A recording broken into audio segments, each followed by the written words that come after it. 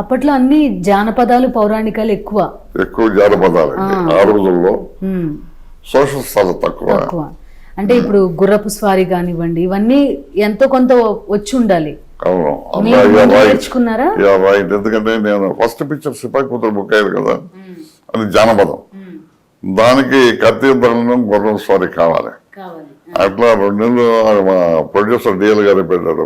పొద్దున పూట ఏమో హార్స్ రైడింగ్, సాయంకాలం పూట కత్తి యుద్ధం.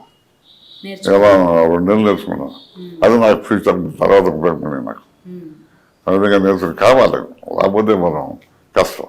ఈ మధ్య ఉన్న సినిమాలు చూసారా మీరు? నేను అసలు ఇప్పుడు వచ్చే పిక్చర్ ఒక్కటి కూడా చూడలేదు, నాకు తెలియదు.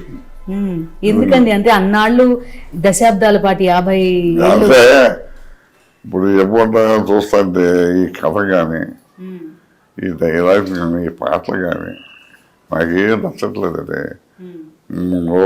ఆ రోజుల్లో అంటే సెంటిమెంట్, పసందైన డైలాగ్, వీణుల విధమైన సంగీతం, ఇవన్నీ సెంటిమెంటల్ కథ, చక్కని పసందైన డైలాగ్స్ ఉండే.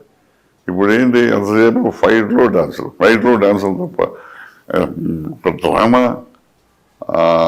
చక్కని కథ, ఇంప్రెస్ చేసి కూర్చోబడతారు. ఇంటికి వెళ్ళేదానికి ఏది ఫీల్ అవుతుందా అనేది కలగట్లేదు. లాస్ట్ చూసిన సినిమా ఇది మీరు? అరుంధతి చూసారు? అరుంధతి చూశారు. హాల్లో జనం గాగలేసి చూసి అది చూడరు. యువతనేమో ఈ ప్రివ్యూకి ఎవరో పిలవరు. ఆ మర్యాదలు గౌరవాలు, పెద్దవాళ్ళు గౌరవించాలి, పిలవాలి, చూపించాలి అనే మర్యాదలే పోయినాయి.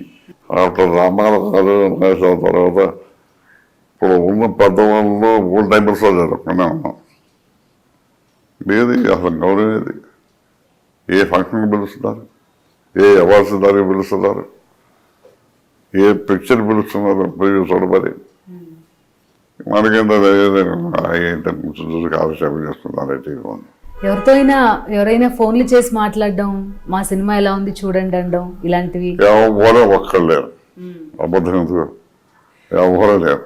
అదే కదా అసలు ఓల్డ్ టైమర్స్ మీరు ఇచ్చే గౌరవం ఏంటని సాక్షి టీవీలో అదే రాశాను. చెప్పాను హెడ్డింగ్ కాదు, అది ఎవడో గౌరవించట్లేదు. అలా అయిపోయింది. ఇప్పుడు ఎవరు పేరు పట్టి ఉంటారో వాళ్ళ మగొండవే. ఇప్పుడు ఈ మీడియా వచ్చి మమ్మల్ని పొగుడతారా? ఈ పత్రికలు ఎవరు మమ్మల్ని పొగుడతారా అని చెప్పండి. మీ సినిమాలు టీవీలో తరచుగా వస్తూ ఉంటాయి, చూసుకుంటారా?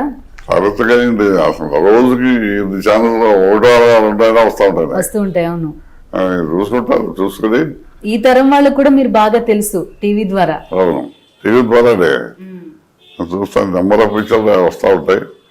మేము ఇప్పుడు చూసామనుకుంటాము. ఆ రోజు అట్లా చేసిన మా ఇప్పుడైతే చేయగలరా అట్లా అంటే అప్పుడు కూడా ఓపిక వేరు కదా.